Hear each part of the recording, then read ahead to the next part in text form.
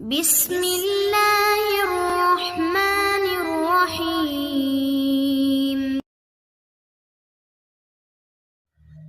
বিসমিল্লাহ আলহামদুলিল্লাহ ওয়াসসালাতু ওয়াসসালামু আলা রাসূলিল্লাহ। আসসালামু আলাইকুম ওয়া রাহমাতুল্লাহি ওয়া বারাকাতুহু। আপনারা দেখছেন ইসলামিক ইউটিউব চ্যানেল কোরআনুর রুকিয়া। আমি সঙ্গে আছি হেকিম কাজী মিজওয়াল হক। আজ যে প্রসঙ্গে কথা বলবো, বাসায় জাদু টোনা থাকলে 5টা লক্ষণ দেখে আপনারা বুঝতে পারবেন যে আপনার বাসায় কোনো জাদু টোনা অথবা জিন চালান করা, মানে যে কোনো খারাপ মানুষের ক্ষতি অবশ্যই আছে।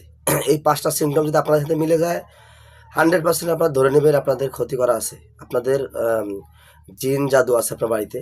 যদি 5টা মিলে যায় ইনশাল্লাহ।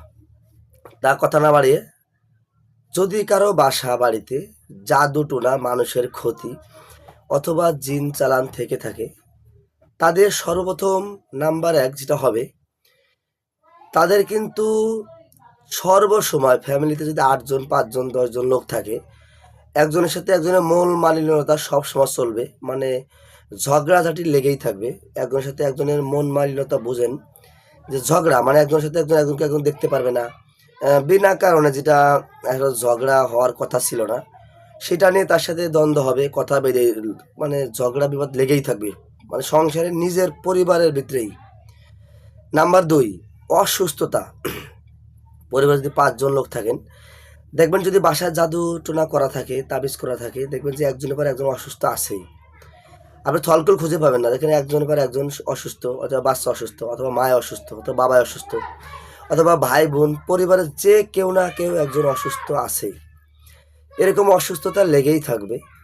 নাম্বার 3, প্রাপ্ত বয়স্কদের বিয়ে হবে না। যেমন প্রাপ্ত বয়স্ক বলতে কি বোঝায়? যার বিয়ের বয়স হয়েছে, প্রাপ্ত বয়স্ক 18 বছর পার হয়েছে, অথবা 24-30 বছর হয়ে গেছে, তার তো বিয়ের দরকার।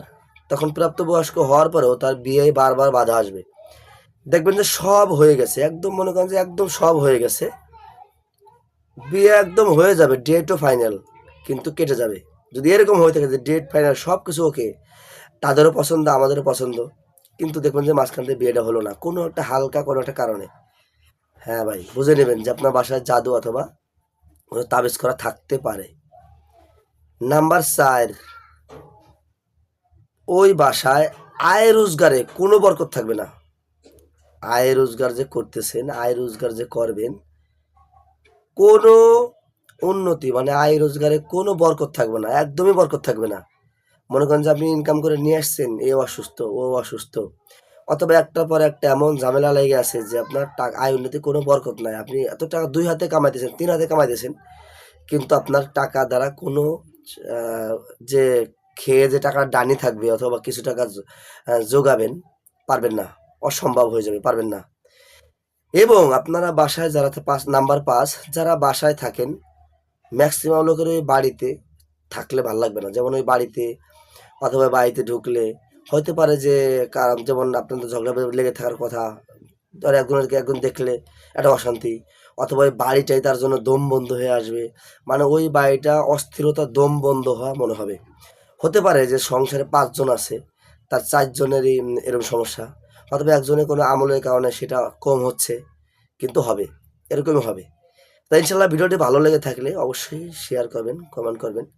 শেয়ারের মাধ্যমে অন্য একজন ভাই জানতে পারবে, অথবা অনেকেরই জাদু করা, ক্ষতি করা আছে, তারা বিভিন্ন জায়গায় ডাক্তার চিকিৎসা, অন্য অন্য চিকিৎসা নিতেছে, ডাক্তার চিকিৎসা কাজ হবে না ভাই, কাজ হবে না। আল্লাহ কোরআনে যারা চিকিৎসা দিয়ে থাকে, যারা কোরআন দিয়ে কাজ করে, তাবিজ মুক্ত চিকিৎসা করে, ইনশাল্লাহ অবশ্যই তাদের কাছ থেকে চিকিৎসা নিয়ে থাকবেন।